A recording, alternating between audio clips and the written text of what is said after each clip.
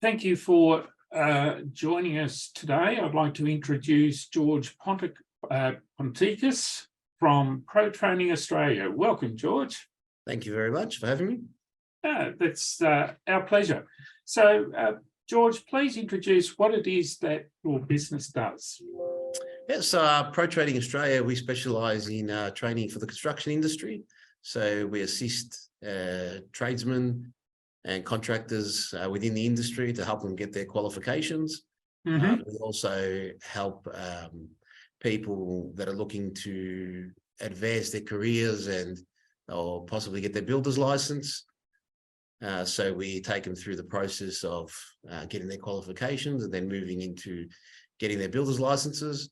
Yep. And we also run training for different types of equipment as well. So people that are interested in earth moving, excavator work, bobcat work, and the like, we run training for all of that too. Fantastic. And what sort of geographic area do you cover then, George? So our main base of operations is in Victoria. So we do all on-site training is within Victoria. We also our partner training organisations have government funding for most of the courses. Okay. Within Victoria, so it's an added bonus to those tradesmen being able to do these courses basically for free. So. Right. Which is really good. But we also do operate outside of that. So right around Australia, we can use different methods of training or assessment to assist people to get their qualifications. Yeah. And so trainees come to your site, or do you? No, we go out to them. We go out to them. Right. It's a unique type of model. Yep. Very good for the industry because everyone's time poor.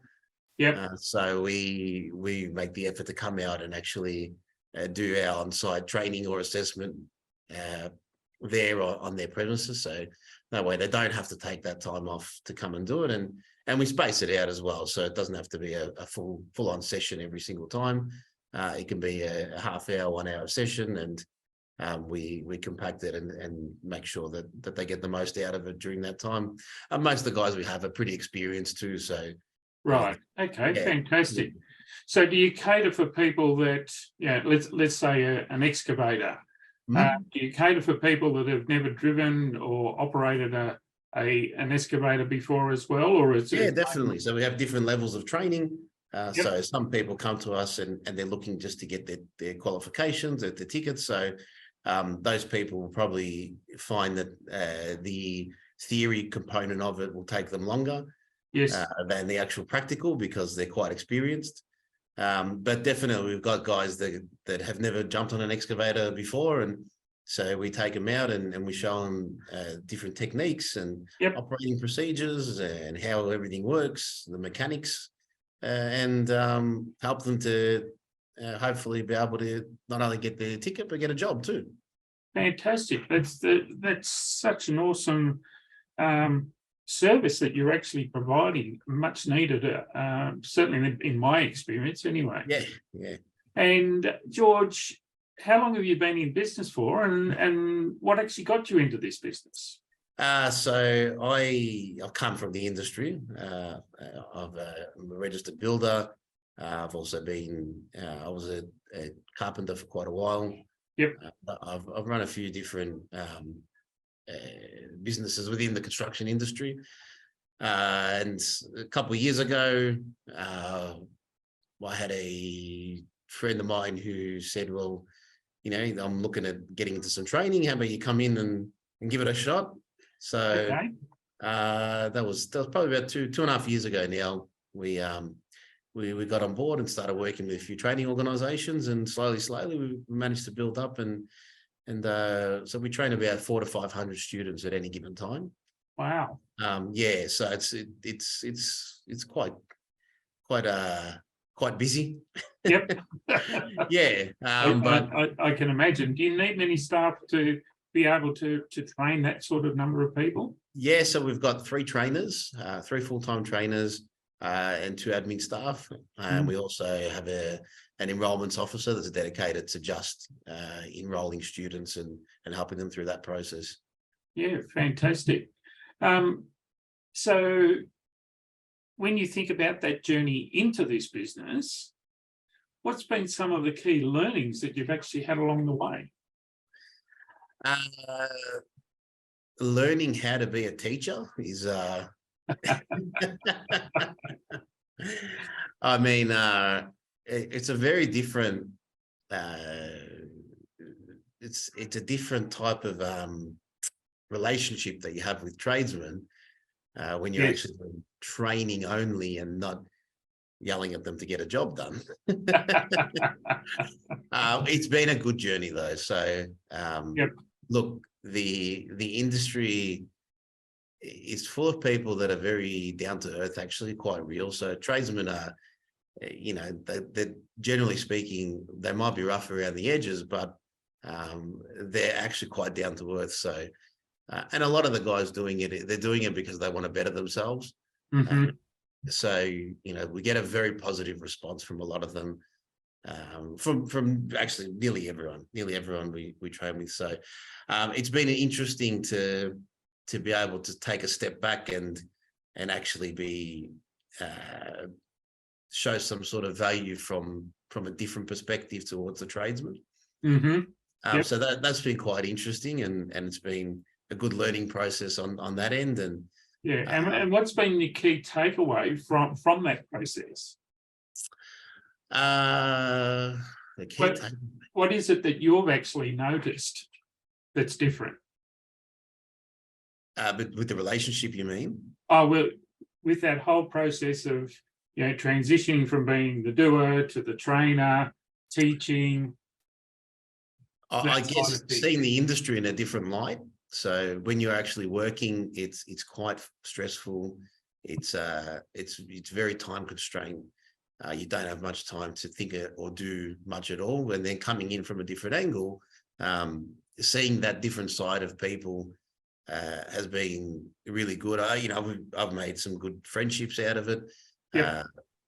Just from whereas before it was a lot more work focused, you know, with all the different tradesmen. So, and now it's, I've been able to take away a lot of good relationships, like I said.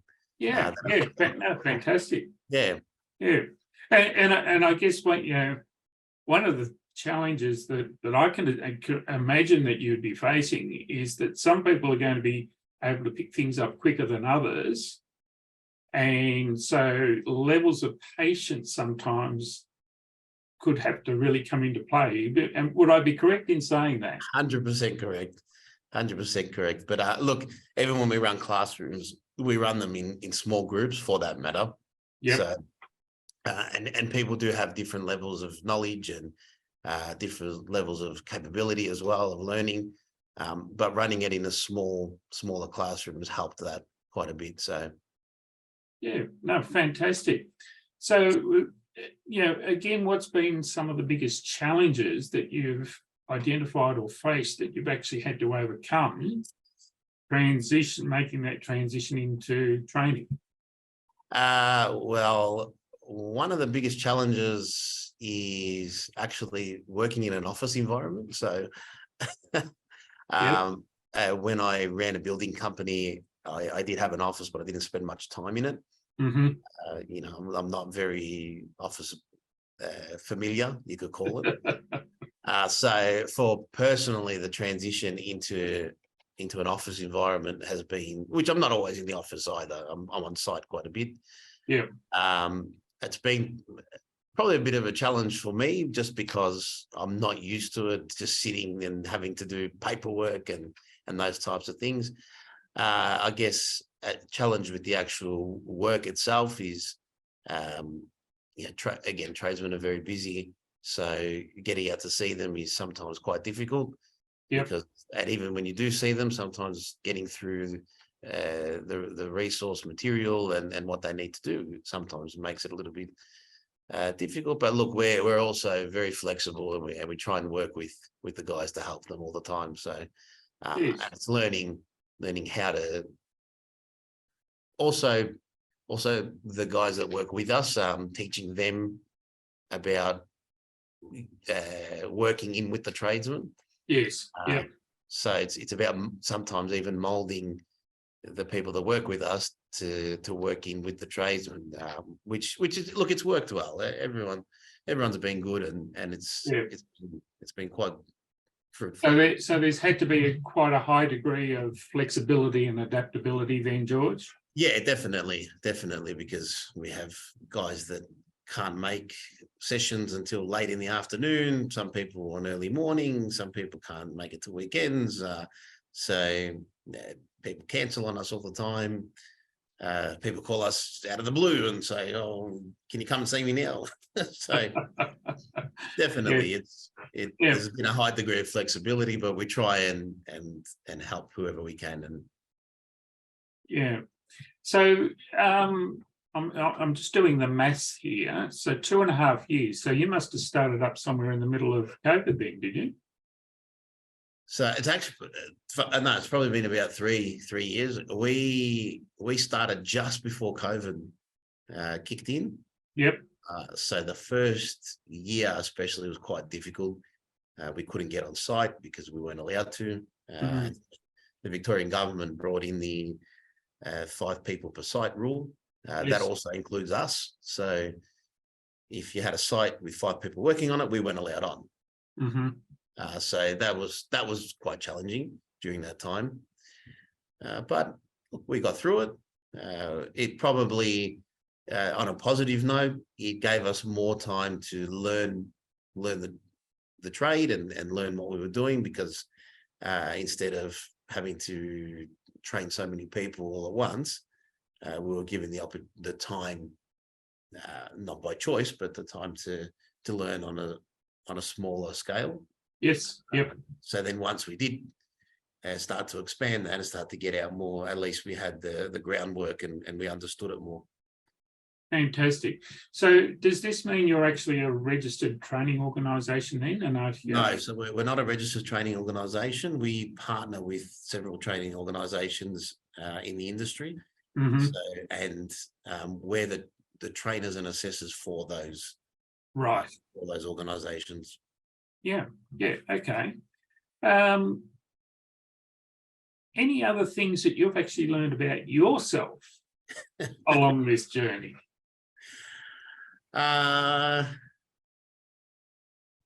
Probably. Oh, geez, that's a tough one. Well, there's always such stuff that we learn about ourselves. Oh, definitely. I think I've learned to appreciate time in a different light. Yep. I've learned to appreciate the industry in a different light as well. So again, coming from a builder's perspective or a tradesman, you don't really have the time to think about all the time what you're actually doing. Whereas when you're training, and when it's technical too, and you're able to have those conversations or convey that information to others, that you even yourself learn a few things along the way. You learn to appreciate actually how much work's gone into the industry to get it to where it is. Right. Yep. Codes, engineering, all of that. These things didn't just appear out of nowhere, and everything's been written. But it's not an industry where people come straight out of a qualification and into it. They usually, a lot of people will leave school early, or they finish year 12 and they get into either an apprenticeship or straight into working. So all the training or all the schooling is actually done on site with people's employers, or friends or workmates. So there's no real formal training that's been done to get them to that point. So when you actually sit down and you look at all the different things that have been developed over the last 100 years or so, it's amazing to actually think about the time and effort that's gone into every detail of a building or of a home or anything like that.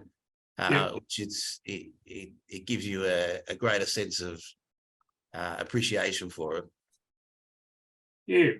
Look, it's one of those things. Sometimes we can just accept things for what they are, take things for granted. And it's not till you make a transition such as what you've made that you actually start to understand all the mechanics of how things have evolved, how things have developed. So that's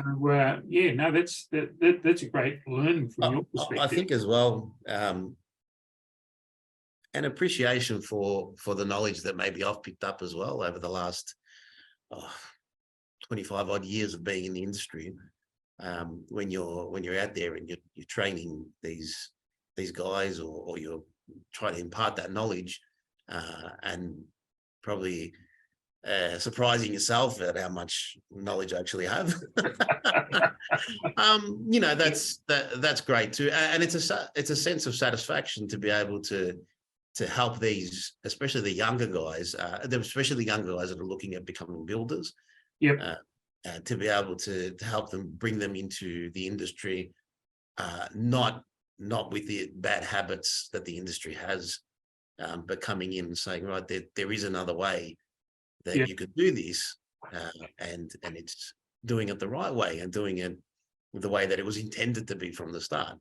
Yes. And they appreciate that, and it's a good sense of satisfaction. Like I said, from the start, I've got guys that still contact me to ask questions, and sometimes I'll meet them on site just to go through maybe an issue that they have, and it's quite good.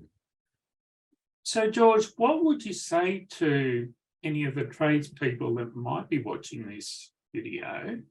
What would you say to them if they were thinking about going into business for themselves? I'd say learn your trade very well. Learn, not just learn your trade, but learn how to run a business. Yes. Learn about supply, demand, profit, loss, and learn about the industry as well, because what happens a lot of the time is tradesmen they'll come and do their job and they'll leave. But understanding what happens after your job, it helps you do a better job, and it helps you get a better work. So if you're a competent and reliable tradesman, you're always going to have work. It doesn't matter what you do or where you go around the world. Being a tradesman is an art. It's an art form, definitely. So, and understanding your trade it's one of the oldest types of art forms. So when you think about, building has been around for thousands of years. So, and all these carpenters and stonemasons and so forth, that's a imparted knowledge that goes down generation to generation. So definitely just ask everybody every question you possibly can, to find as much knowledge as you can about what you're about to do, what you're about to go into, and just learn off people. That's you can never ever stop learning. I mean, I still I learn new things every day about the industry, so it doesn't matter. Yeah, look, George, one of the things that I have to put my hand up, and you can probably tell that I'm not a young bloke anymore, but in 30s. So you're too kind. And I actually went through a period through my corporate career where I actually stopped learning for about 25 to 30 years. And I've probably learned more in the last 10 years than I have throughout my entire career. And just through reading books, watching videos, listening to audios, all of that sort of thing. And it's something that I have to do now, particularly if I want to stay ahead of my clients. And most of my clients are tradies. And the one thing that I actually have found with the people that I work with, they're really, really, really good at their trade. But when it actually comes to running the business side of things, that's where they're putting their hands up and saying, hey, I need some help. I know I should be doing stuff. It's just I don't know what I should be doing, and the next thing is I don't know where to start. So Yes. is that something that you come across as well when you're as part of your training? Look, when we come across it, most definitely. It's we don't offer business training. That's a whole different ball game, definitely. But what we offer is at least some form of business and accounting, slight business and accounting training, where we get guys to just do basic thing, basic profit and loss, basic where your books are at, where your GST, your wages, your payments, and forecasting, things like that. Just basic things that most I don't even want to say tradies, I'll say most sole traders, it's not even whether they can or can't, or some of them just don't have the time. Or the inclination or the interest in knowing what their numbers are. And again, I see that as being one of the most important aspects about a business. Is the first thing you have to know is what your numbers are, because without knowing what your numbers are, you can't make the best or even the right decisions. And that's a big part of it. A lot of times guys will get into certain work thinking that they're going to make X amount of dollars, and then they come out of it and it's not what they thought it was going to be. And a lot of the times it's because it had nothing to do with the dollars. It actually had to do with the margins, or it had to do with a number of other things that you need to take into consideration when you're running a business. So I've had many businesses. I still have many businesses that I run, and you learn a lot about business over the years, what to do and what not to do, and I guess still it doesn't matter how many times people tell you until you go through it. But definitely it's a very important part, I think, of business to understand what is going on, where your money's coming from, and have a plan as well. It's very important to have a plan in any business that you do. And the plan can start off on a napkin, and it can evolve into something. But having no plan, having a napkin plan is better than a no plan. Absolutely, and there's a good saying is without a plan, you're planning to fail. Definitely, and So which leads me into probably the next thing, George, which is when from where you're sitting and the experience that you've got across a broad number of different businesses, what's the future look like to you for your industry? Look, the industry's got a bright future. Australia had always is very attractive for home buyers, attractive for investors. We never ever stop building. So the government pushes it a lot. So they always give incentives in order to keep construction going. I know that in the news there's been a lot of negativity, especially with the recent Port Davis going down, and I'm sure there's plenty more to come too. But where one thing falls, something else appears. So all it's going to do is it'll create opportunities for others to come in and fill that void. But I don't see the industry slowing down for a very long time.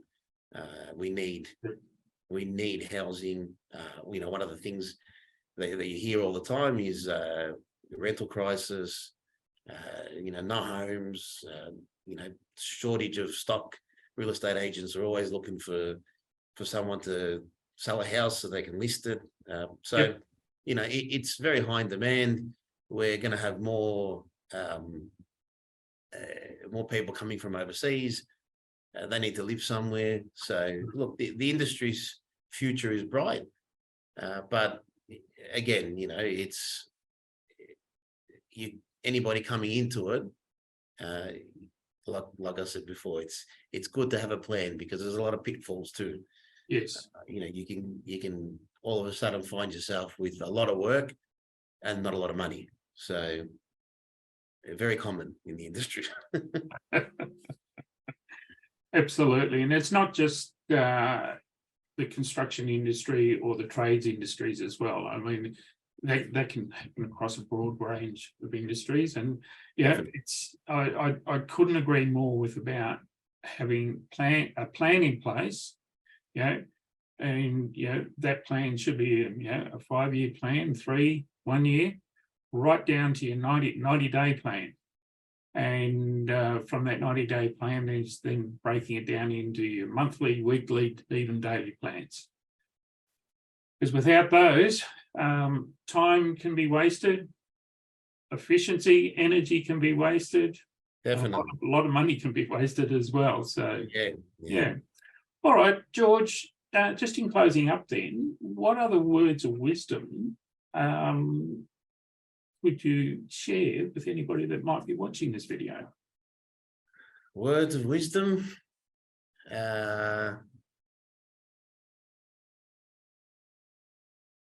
Never stop learning. That's probably. Yes. Yeah. Never think you know everything, because that means you can't be taught anything. So yeah. It's always remain in the same spot. Yep.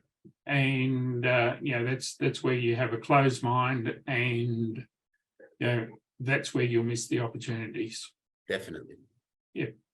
George, thank you so much for your time today. It's been Thank you for having me. My pleasure having a chat with you and learning more about what you do. So if anybody is watching this video, and particularly tradies that are looking for some training in whatever aspect it is that your company, Pro Training Australia, can assist with, please reach out to George. Thanks again, George. Thank you. Appreciate it. See you later. Bye now.